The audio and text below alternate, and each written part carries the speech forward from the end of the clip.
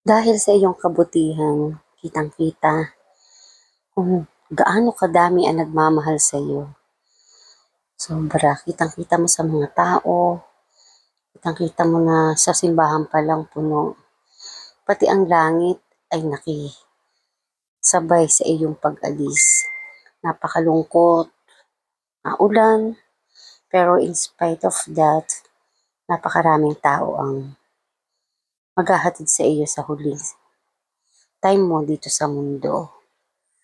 Maraming salamat, Ana, for being a sister to me, a best friend, a confidant. Ayan, tuloy, wala na kaming mapipilahan ng pagpapakilay. Problema na naman namin ngayon ang aming mga kilay. Anyway, totoo yun. Hindi po yun sadyang biro. Sa dami mong natulungan, sa dami mong minahal, sa dami mong naibahagi, kahit sa ating school. Ayan o, mga tao, nakikiisa sa iyong pag-alis. Pero hindi ka mawawala sa aming puso. You are always in our heart. Hindi ka namin malilimutan sa dami mong, lalo na sa akin, mga naitulong mo sa akin, mga naibigay mo sa akin, everything, sa pakikinig mo sa akin, sa pagkakwentuhan natin. Dami sobrang dami. Nakakalungkot. Ilang araw ka nang nawala pero hindi pa rin ako maka-get over. Sobrang lungkot ko pa din. But anyway, yan ikaloob ng Panginoon. No more pain. Don't you worry. Kitang-kita ko naman sa iyong mga anak, kahit kay Junjun, na sila ay nagpapakatatag. Para lamang sa iyo, syempre, ikaw ang inspirasyon nila. Alam ko sobra mong mahal. Mahal na mahal mo ang iyong pamilya. Mahal mo kami.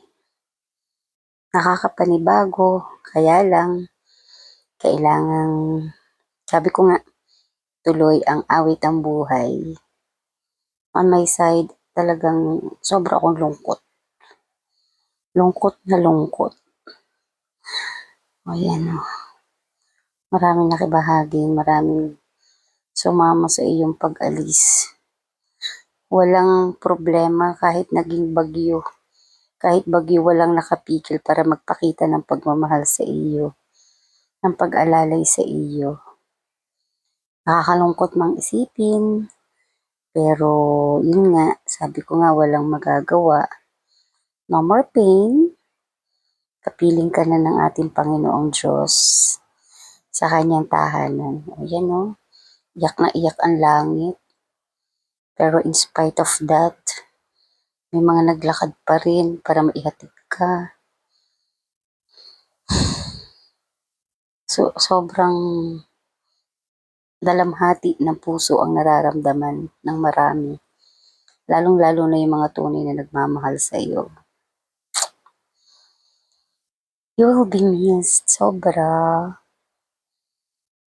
Ako, lalo na, syempre, mahaba yung, kung ilang taong ka dito sa aming school, ganun din ang haba ng ating pinagsamahan.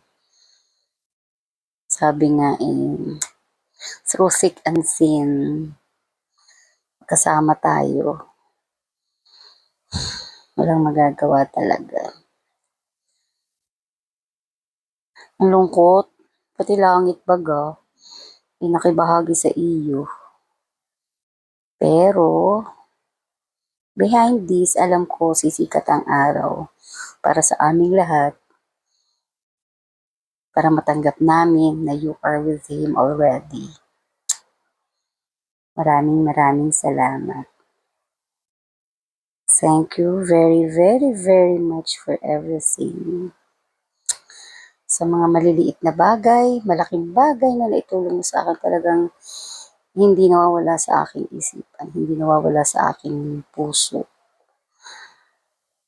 You are always with me. Thank you so much, Ana. Alam kong masakit, lalo na sa iyong pamilya, pero wala tayong magagawa. Sabi ko nga kanina pa, kaloob ng Diyos. No more pain, wala nang sakit, hindi mo na mararamdaman, at peace ka na. Alam ko na mag-guide ka pa rin sa iyong mga anak, sa iyong asawa, kay Junjun, kay Andre at kay Jana. Napakabubuti nilang tao at mga bata. Nakita ko yung pagiging strong nila. Pero alam ko dadating din yung kahinaan sa kanilang buhay. Pero alam ko they can make it. Ana, thank you for loving us, for loving me. Thank you for everything. Thank you for loving me. Thank you for lahat-lahat. Thank you. Goodbye for now, Annalisa B. Balmes. Thank you. Rest and peace.